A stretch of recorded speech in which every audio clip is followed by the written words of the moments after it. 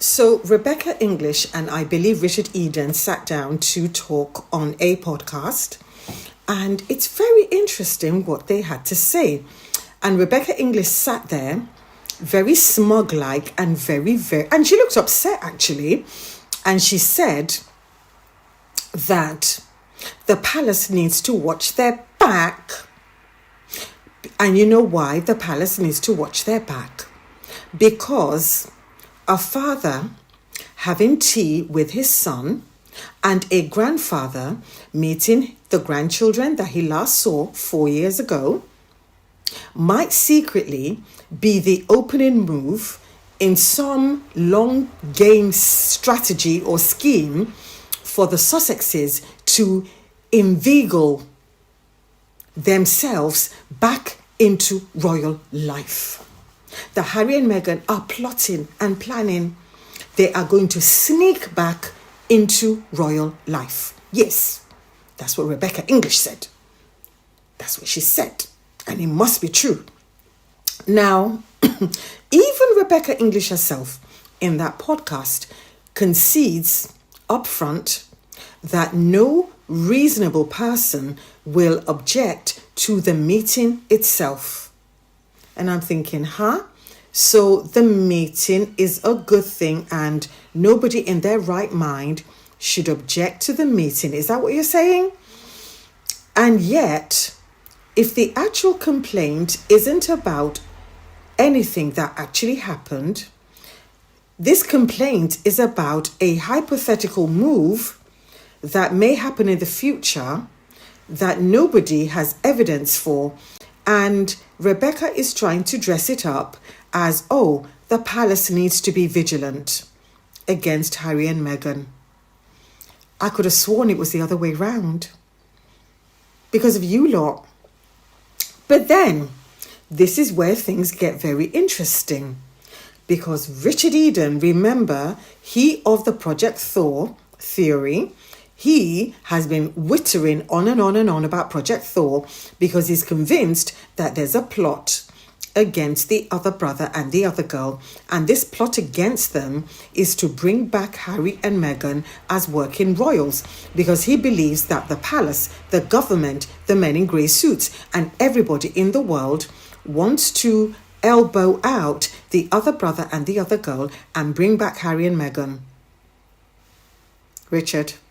But anyway, Richard also makes a claim, and he insists that all the speculation around Harry and Meghan's visit to the UK came entirely from Harry and Meghan's side, and none of the leaks came from the palace, and that he personally begged palace contacts for guidance. Right? Remember, he uses the word guidance. I would have used the word gossip, kisme, gist. I would have used words like that because, or tea, Richard wanted the tea. And his own palace sources refused to give him any tea. And that is a very important point because, again, I had several thoughts. Thought number one, they probably thought Richard was too loose-lipped to be given, as he calls it, guidance or tea, number one. So Richard didn't get no tea from the palace about the visit, which tells me that the Sussexes made it a condition before visiting the king that any single leak, and we will know it came from you. Now, that's number one. Point number two, the palace probably thought that Richard wasn't senior enough or important enough or liked enough or useful enough to be given any tea. Because, how do I know this? Katie Nicholl, she got the tea. She got some of it. She got the tea that Camilla had to make a dash from Raymill to Highgrove, because Camilla wasn't aware that even the meeting was going to take place until the very last minute. So again, this tells me, that fact tells me that the leak didn't come from Harry and Meghan's camp, because if the leak came from Harry and Meghan's camp, they wouldn't even be talking about Camilla at all. That detail that she had to make a dash tells me exactly where it came from. And I've already discussed it in my other video. I did a blow by blow, so go check that video out. Point number 3. So number 1, Richard's is not getting any tea. Number 2, they probably think he's either not important enough anymore, or they don't reckon with him, and that's why he's not getting any tea. And point number 3 for me is the fact that he claims he is adamant that the leaks came from the Sussex camp. That is the tell. That is the tell, because every accusation, ladies and gentlemen, is a projection. And with these people, it's always opposite day. If they tell you the sky is blue, go and check it yourself. I am sure it is a bright, burning amber or red, because these people can never tell the truth.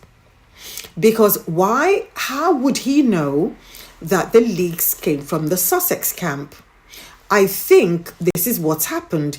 In retaliation for not getting any kisme from the palace, he has, was it kisme or chisme? Anyway, sorry, it's a Spanish word I love, but I don't know how to pronounce. But anyway, in retaliation for not getting any gossip or any briefing from the palace, he's decided to take it out on Harry and Meghan, because this is what they do.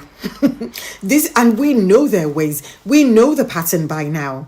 So when they tell you to look over there, there's a reason they're telling you to look over there, because over here is where it's at. Over here is what they're trying to cover up. So I firmly believe that Richard himself is confirming that the leaks came from the palace.